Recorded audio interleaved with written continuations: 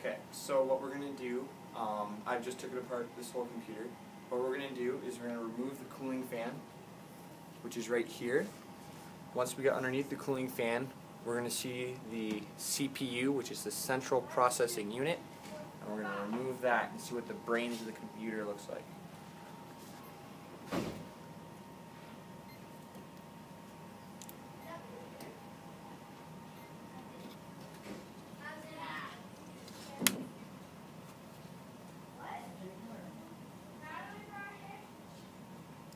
This